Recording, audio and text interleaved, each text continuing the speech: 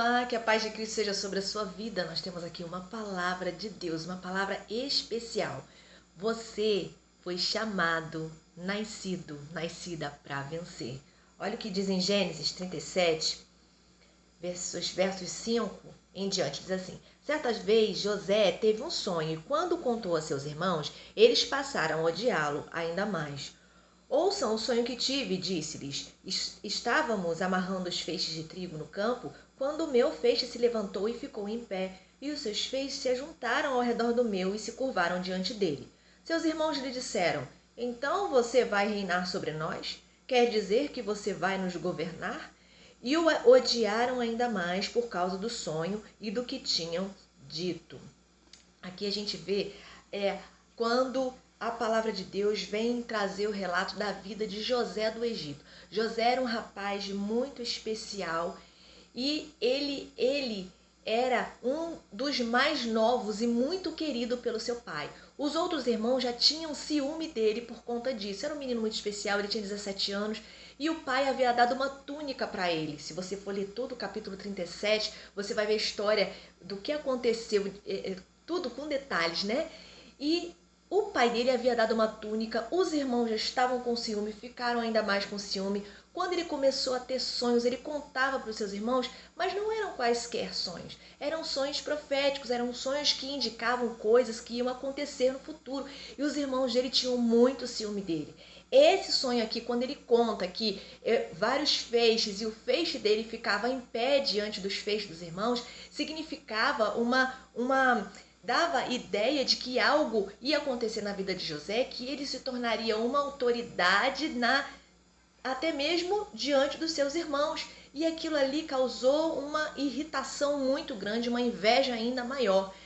Aconteceu que, a partir do verso 12, se você for ler, você vai ver que José, o pai manda José ir de encontro aos irmãos. Quando chega lá, os irmãos olham e pensam assim: vem aquele chato, vem aquele metido que quer se colocar sobre nós, vamos preparar uma emboscada, vamos matá-lo. Aí um irmão se levantou e falou assim: não vamos matar ele, não. Vamos dar um susto nele, vamos deixar ele dentro da cisterna. Aí jogaram ele lá dentro de um poço, ele ficou lá. Aí o irmão: não, mas vai acontecer que ele vai acabar morrendo sim. Vamos vendê-lo como escravo. Passou uma pessoa e falou: olha, quer levar esse aqui como escravo? A gente está vendendo. Venderam o irmão. E o irmão foi parar no Egito, aí ele se tornou um escravo, mas Deus estava no controle da vida de José. José, ele tinha sido escolhido pelo Senhor para vencer, para ser diferente daqueles filhos, aqueles outros irmãos ali, para ser diferente, para ser o diferencial na família. E Deus permitiu que fosse dessa forma. Deus permitiu que a inveja dos seus irmãos ocasionasse tudo isso, porque tinha algo maior lá na frente. Então, o que a gente vai entender aí da vida de José? Ele foi parar como escravo lá no Egito, ele foi parar na casa de Potifar, e a mulher de Potifar, ela começa a seduzir José, e José corre, José foge, ele é vítima de calúnia. A mulher diz que ele queria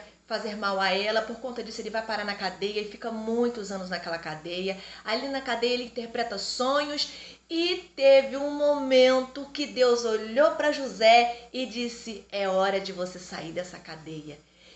Faraó teve um sonho e ninguém conseguia revelar o sonho de Faraó.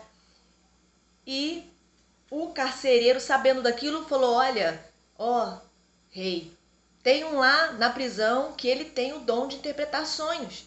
Então, Faraó falou: traz ele. Quando José chegou na presença de Faraó, todo bonito, arrumado, barbeado, que ele teve que se arrumar, ele teve que se preparar, ele chegou lá e ele se colocou humildemente. Deus usou José. José foi usado por Deus, interpretou o sonho de Faraó. E ainda ajudou Faraó, porque Faraó viu nele um homem capaz, um homem inteligente. Você está entendendo o que aconteceu na vida de José? Um dia ele estava na prisão, chegou o momento certinho, Deus tirou ele daquela prisão que foi proporcionada por gente invejosa. E Deus mudou o cativeiro de José. aquilo que Deus tinha planejado para a vida de José aconteceu, porque ele se tornou governador. O sonho do faraó era que viria fome sobre a terra, viria 7 anos de bonança e depois 7 anos de fome. Josué interpretou, ajudou o faraó a administrar em celeiros toda a alimentação que era reunida ali, porque ele falou, inclusive, vão vir pessoas de outros países para vir buscar no Egito. E o que aconteceu? Os irmãos de José vieram para buscar no Egito. E eles tiveram que se curvar diante de José. Aquele sonho dos fez se cumpriu. Porque o que Deus promete, ele cumpre. O que Deus fala que vai acontecer, ele faz, ele é verdadeiro. E o que aconteceu ali foi que José viu seus irmãos, ficou muito emocionado e chamou eles de uma sala à parte para conversar. Ali teve perdão e teve provisão para a sua família. E José continuou no Egito com o governador, honrado. A promessa de Deus se cumpriu. Sabe o que a gente aprende com essa lição de José? É que muita gente tentou parar José. Eles criticaram José. Ora, então quer dizer que nós vamos nos curvar diante de você?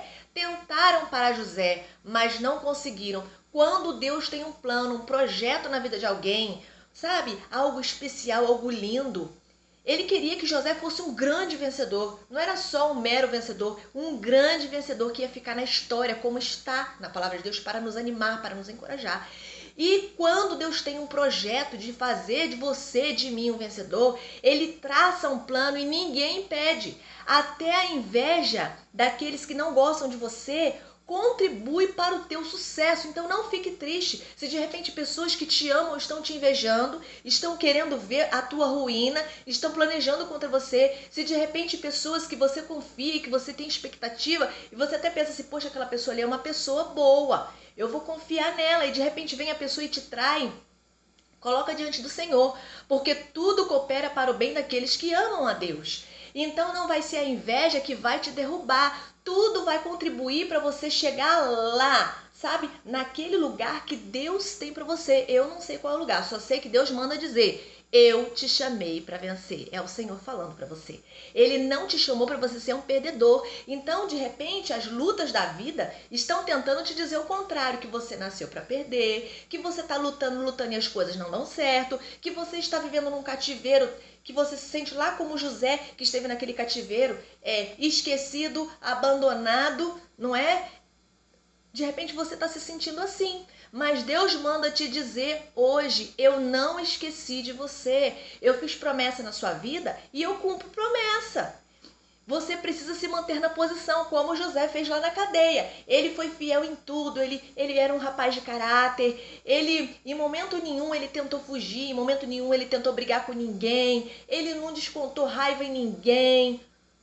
Nos leva a acreditar que em todo momento ele estava ligado com Deus e focado na promessa que o Senhor havia feito para ele, e não nos problemas que ele estava vendo ao seu redor.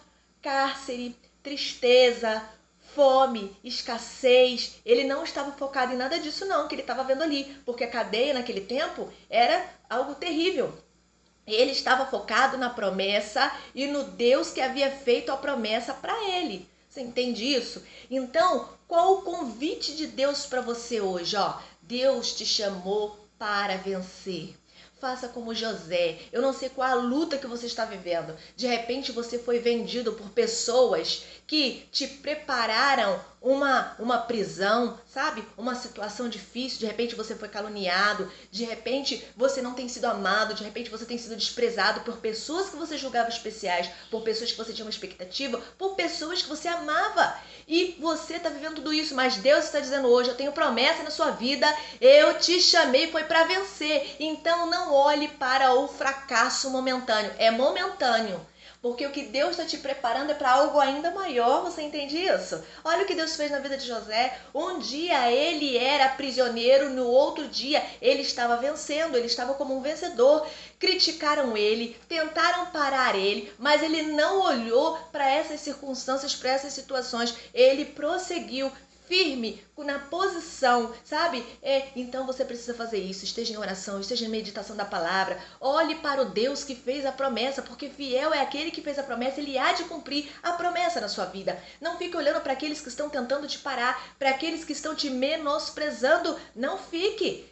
Imagine que você é como um jarro. As suas raízes estão crescendo. Você é uma planta, perdão, as suas raízes estão crescendo. E quando o jarro que está comportando as suas raízes não comportarem mais, esse jarro ele vai estourar. Vai ser o momento da tua libertação. Vai ser o momento em que você vai sair desse cárcere, que seria o jarro que está contendo as suas raízes. Eu não sei nem por que eu estou falando isso. Então, pensa nisso. Deus tem libertação para a tua alma. Deus tem libertação para a tua vida. Deus tem sim um tempo novo. Deus te chamou para vencer. Não desista da vida. Não desista de viver. Não desista da tua família. Não desista dos seus filhos. Não desista do teu trabalho. É a bênção que Deus te deu. Hoje tá ruim, tá difícil. Amanhã você pode ser chefe aí no teu trabalho. Sabia disso?